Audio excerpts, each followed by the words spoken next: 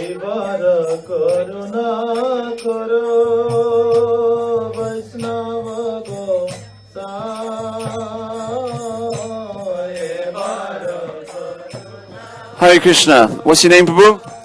My name's Jagmohan Prabhu. And where are you from? Originally born in England. And tell us how you became a devotee in 10 minutes. Well, I always believed in God. Raised Protestant Christian, so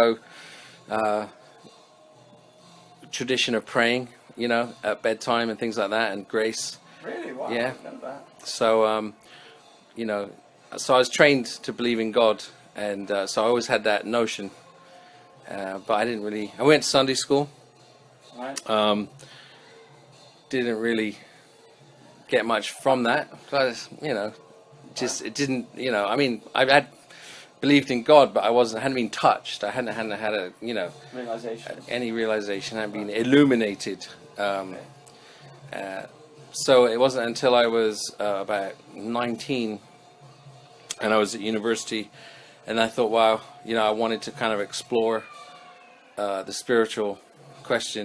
You know, like, is there God? This, that. Right. So I started reading the Bible, Right. and started in Genesis, which is just a list of people that lived for a really long time. Right. You know, so-and-so lived for 500 years, and then he had 12 children, and, you know, on and on and on. And so very quickly I became frustrated with that. So then I just prayed to God as I knew him, which Right. was just God. Right. I just wanted to understand. But it was I genuinely did want to understand. Yeah. So then when I was back up at university, about 19 years old, I think I was, yeah, it was raining really heavy. We were on our way to university, me and my friend. So we, because this storm came, we ran into the library for take shelter, you know. So I thought I would just have a look around the library while the rain came down. And I saw this book, Yoga, in the philosophy section. Right. And then my hand literally just went out and grabbed this book. It was, you know, and I just randomly opened the book up. And there was a verse from Bhagavad Gita. Yeah. It says something like, every man, I think it was in the 13th chapter of Bhagavad Gita, that everyone works according to the modes of nature and the qualities that they've acquired. Right. And that they're forced to work according to their nature. Right. And that really struck me as truth, and that really hit me, like, this is what I'm looking for. This Right. is, you know. But that book was actually a book on like Hatha Yoga. Yeah. You know, it's quite an old one, old black and white photos. So this chap had, Indian guy, he'd written a book with yoga postures and with Bhagavad Gita texts. Right. And in there it said, oh, God doesn't want you to eat meat. Right. So I gave up meat. Oh, just like that. Yeah, because I guess I was sincerely wanted to understand God in that, and this message was coming. God doesn't want you to eat meat, so okay, I'll stop that. So I became vegetarian. That's good. And then I kind of knew I needed to get a Bhagavad Gita, because the quotes I'd got were from the Bhagavad Gita, but I didn't have the whole text. Right. So then I was in southeast London, in Dartford, and one of my college mates, Irish guy, come walking across the square, waving a Bhagavad Gita, you know, and he was an atheist actually. Right. And about somewhere over the Hare Krishnas had sold him a book, and for some reason, even though I'd never seen a Bhagavad Gita, I knew it was a Bhagavad Gita. Right. And he said, "What have you?" You know, everyone was going, "What have you got there?" He said, "Oh, you got to know both sides." He's waving his. You got to get to know both sides of the story, you know, you know. And he was like, and I said, "Where'd you get that?" He said, "Oh, the bloke over there." I said, "How much was that?" He goes, "A fiver." Right. You know. So I thought, I'm going to get myself one of those. Yeah. So I walked over to the Harry's, and I think his name was. I came to know him a bit, back to Anthony, something like Back to Anthony, I think his name was. Right. And he was like quite clean, very clean, Right. like sort of red-headed guy, but his eyes were like little crystals, you know, little sapphires. Right. Yeah. And I said, "Oh, have you got Bhagavad Gita?" And then, so he said, he just came out, pulled out this fat bag of a Gita, gave me the Gita. I just pulled out a $5. Yeah. And he's like, oh, how did you know it was a $5? I said, oh, it's, No. just knew, mate, it's mystical. and I kind of said to him, oh, these people don't know what they're missing with this book, you know. He said that. I said that. You said that. Because I'd already read some of it, and he's like, Right. no. And that was it. I didn't really talk to him that much. And then I got my Gita, and you know, a few other times I met a few devotees over. So what do you think of the Gita? You read it. Do you understand it? Yeah, no, of course Prabhupada makes it easy to understand. You Right. know, so you just nature of the soul, nature of reincarnation. I mean, it's just like a well. It's like a lucky dip. I'd do have like a lucky dip. I'd always read it, but I just not so methodically. I just open it up like a lucky dip of a verse, Yeah. and just meditate on that verse. Because originally I'd been I tried meditating, you know, sitting still. Right. You know, just sitting still in silent meditation. That was boring. I mean, that lasted about 5 minutes. I'm like, I cannot do that. I was thinking, I can't do that. That's not going to last very long. And then, yeah, I forget when I got into chanting, because I wasn't following. I was vegetarian, but I was still drinking and smoking. Yeah. I forget exactly the timeline, but I used to cook vegetarian food for my mates, you know, at college, and they loved it because the vegetarian cookbook and. Yeah, then I want to go to the temple eventually, plucked up enough courage because, you know, I think I wrote to the BBT and sort of said, oh, you know, I've read your books, yada, yada, yada. And then they wrote back, sort of, Kripamoya Prabhu from back then in Manor, he was in charge of all that Nam Hatta stuff and the Back to Godhead magazine. So he wrote some nice encouraging letters and, you know, and the image, I'll never forget the image on that Bhagavad Gita magazine was the Back to Godhead magazine was a picture of an industrialized sort of cityscape, and then in the foreground or background, whichever it was Hare Krishna with a two oxen ploughing in a land, and all the devotees with their hands in the air, sort of Haribol, Haribol. Yeah. So it conveyed that sort of sense of that alternative world that you're going to get away from the industrialized world. So, like escapism. Well, not really escape it. Well, in one sense, you're escaping from the imagery of, like, you know, what really the material world is, which is this industrialized, you know, complex of industrialization and mechanics, and you know, that whole system is based on oil and industry. And then there's the other idea is spiritual life is simplicity, simple living, farm living. You can call that, you know, escaping if you like, but the idea, in one sense, what attracted me was just the alternative lifestyle of it. Right, Not so much that you were escaping, but it was this alternative, higher lifestyle, a simple lifestyle based on simplicity and philosophy. Right. So, yeah. So then at some point I had to get to the temple. Yeah. So I got. So I got to the temple. No, well, I was still got the mood to go to it. I also got a bag Krishna book. Krishna book. Also got that. A friend gave me that, and I didn't like it. I didn't like that one. I read the intro with Arjuna on the. Sorry, you didn't like it? No. Didn't like the Krishna book. The Prabhupada was going on in the preface or the intro about Arjuna and what Arjuna was doing. I was like, who cares about Arjuna? Nobody cares about Arjuna. Okay. You know? I don't want to know about Arjuna, so I just put it on my shelf. I didn't want to read it. Right, but it was right above my bed, so every time I slept, I was just doing Dandavat Pranams under the Krishna book for a few months. Okay. So I skipped forward then. I wanted to go to the temple. Right. And so where was that? Soho Temple, yeah? Yeah. Okay. But on the way I got hijacked once by the Moonies. Right, okay. Bumped into the Moonies, and they sucked me into some room and showed me this video on about Christ being the bridge to everlasting life. Right. And then I don't know how I got sucked in. I guess I was destined to go to the temple that day. Right. And then they said, well, what do you think of the video? And I was like, well, tell you the truth, I'm a bit of a Hare Krishna, you know. And I'd seen the devotees one time kind of dancing in the street, and I was like, oh, God, okay, they look weird. But somehow it was a charm about them. Yeah. But I still got to the temple, got hijacked by the Moonies, ended up going home empty-handed. Then again, I tried to go again, and that day was actually the Nityananda's appearance day, Lord Nityananda's appearance day, and I turned up about 2 p.m.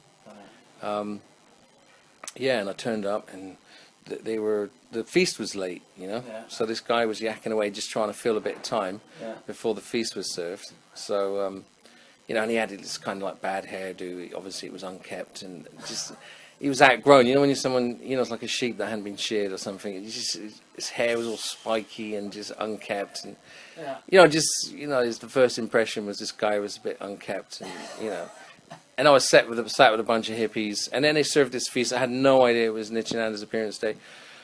Yeah, and yeah, sat there with some hippies, and they served this prasadam with massive ladles and massive spoons, and it was all massive. And but I still hadn't spoken to devotees, so I waited after the feast, and then the servers came out, and they sat and they took prasadam. It was about 10, 12 of those, and they sat opposite each other in the lines of 6 and 6, and then they just looked down at me, and then actually no, I was thought I'm just going to sit here till someone speaks to me. That's what I thought, and I sat there by Prabhupada's murti on the floor, and then I thought, I wonder who I'm going to end up speaking to, and of course then this guy comes in, back to Robert, his name was, as it turned out, and he looked absolutely brainwashed, you know, and I thought, God, I hope he's not going to speak to me, because he looks absolutely brainwashed. And then, lo and behold, you know, he's the one that speaks to me.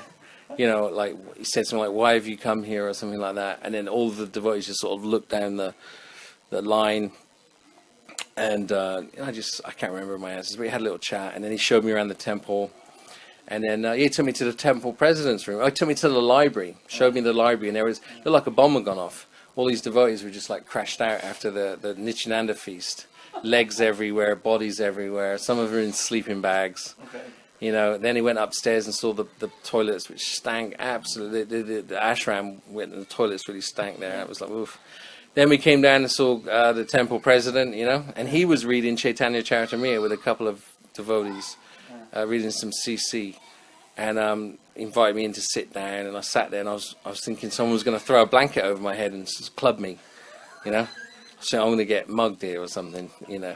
No, I'm not even kidding. I genuinely thought that. I thought they're going It was really cultish, huh? Well, I mean, you know, everyone's got shaved heads and they're wearing sheets and stuff, you know. I mean, it is, you know, the guy looked brainwashed that chatted to me, and then the weird library and the kind of culty bathroom sort of thing. It was all a bit weird. And I thought, they're going to throw a blanket over my head and whack me with a kosh. I'm going to wake up on a farm somewhere. Right. Anyway, so that's it. They just kept on chatting away. And then next thing you hear all these conch shells and some kirtan. And, you know, it was time for Nagar Sankirtan. They'd arranged this Nagar Sankirtan. Yeah. So the next thing, and I made a promise before I go, I'm not going to be chatting on the streets with these guys. You know, there's no way I'm going to do that. Yeah. But then, lo and behold, you know, they dragged me out on the street. No, they didn't drag me. They said, okay, let's Harinam. I didn't really know what that was. Walked downstairs. Next thing, I'm on the street in Tottenham. Was it Oxford Street in Tottenham Court Road? And in this procession of about sort of must have been 70 devotees. You know. Oh, that was a big Sankirtan. Yeah, it was a big one. And someone gave me a pram. I had my Bhagavad Gita in one hand that this devotee had given me, because I'd given mine away to someone else, I think. So they gave me a new Bhagavad Gita, Macmillan, 72, recommended. Yeah, and then somehow this mum gave me a pram because she didn't want to carry it, so I had my Bhagavad Gita in a pram on Harinam. Pram with a child in it. No, I did not empty. It was an empty pram, actually. And there was a devotee, he had a hoodie with his ear, you know, the hood tucked behind his ear, and I thought, that's weird. That's not how you wear a hoodie. Yeah. You know, this is strange. And the temple president was trying to beckon me down the line, you know, as if I'm going to do a Harry bowl through the line of devotees on my first ever Harinam. So, yeah, that was that. But I survived that unscathed, and came back to the temple. Don't remember much about that, and then just remember going home. I'll go back to Charing Cross train station and getting the train back there. How did you end up joining the temple? Well, that was a big part of it. Obviously, I was reading the books and getting purified, but, you know, in Prabhupada's purpose there, you got to find a guru and stuff like that. So, you know, in the end, I knew I had to join. That was to start building my relationship with devotees. And then I would go on every weekend, the Saturday night Harinam. Yeah. You know, Saturday night Harinam, and then stay the weekend, Saturday, Sunday, Monday. You know, I would spend half, and then the next thing I was pretty much, you know, knew I was going to be, everyone knew I was going to be moving in. I was back to John, and yeah, then gradually over about the next 4 or 5 months, finished my degree, Yeah. and then joined the temple, finished my exams, and moved in. Cool. And then how'd you meet Gurudev? Sorry, what year was that? That was would have been 92. Wow. Okay. 91, 92. And so when did you meet Gurudev? 96, first time he came round. And, you know, we'd heard, you know, what we heard about Gurudev. Just that our GBC had been listening to him. Yeah. And that he was against Prabhupada or something. We heard some propaganda. Yeah. And then as a stalwart, you know, ISKCON guy, I was like, oh, you know, Gurudev's, you know, Gurudev's, if this Narayan Maharaj is against Prabhupada, then, you know, Krishna's going to get him, Yeah. you know. But then it turned out, you know, when he finally came, then he spoke another Bhagavad Gita verse. When he came to near the manor, there was a program in Lechmore Heath, and he gave a class there. It's the first class I saw him, and it was probably his second class in England in 96. And yeah, it was just an amazing class, and he spoke Bhagavad Gita, and it just, you know, it kind of was fireworks more again, you know, like the original experience I had when I first came in touch with the Gita. Now it was coming from a realized master, and got introduced to him, you know, Right, okay. after the class, and yeah, you know, I So think it just kind of blew you away. yeah, I mean, because it's more the Shabda Brahm. Shabda Brahm, obviously, we know means the transcendental sound vibration, and realized master, when they speak those same verses, because they realize they put that knowledge into you, so there's an awakening that happens. So it was the Hari Katha that did it. Yeah, well, there's pure Vaishnav, yeah, he's Hari Katha, and that's entering in your ears. And then, you know, I'd already been practicing for 5 years, so I knew everything. Well, I'd read all the books, but I hadn't met the pure Vaishnav. So when I did finally meet a pure Vaishnav, then the rest was just math, you know, just to surrender. And then was lucky to travel with Gurudev. So, you know, that's my basic That's it. And story. now you're here in the Holy Dham, and Well, you know, one thing that's important to know, Gurudev always used to say, come to Vrindavan every year, come on Parikrama, recharge your batteries, be with the sadhus, and, you know, next thing you know, 20 years has gone past, right. and, you know, even if you could follow, I remember, because Gurudev's Hari Katha was quite lofty, and I couldn't understand everything, but I thought, I can follow that. I could try and get my body in the Dham every year, you know, and do Parikrama. So yeah, so I traveled with Gurudev for a couple of years, then he sent me to start some temples, and, you know, but still I keep coming to India, and that was the thing, to be in Vrindavan and be in Sadhu Sangha, and those instructions are kind of like eternal instructions for everybody, even for perfected masters. You know, the essence is to be in Sadhu Sangha, so to our best efforts we try and stay in Sadhu Sangha, try and stay in Vrindavan, because the sadhus are in Vrindavan.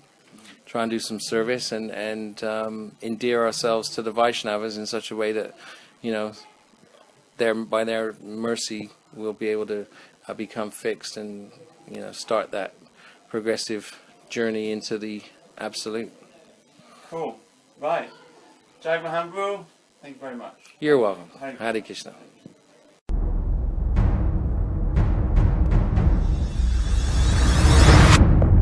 Krishna.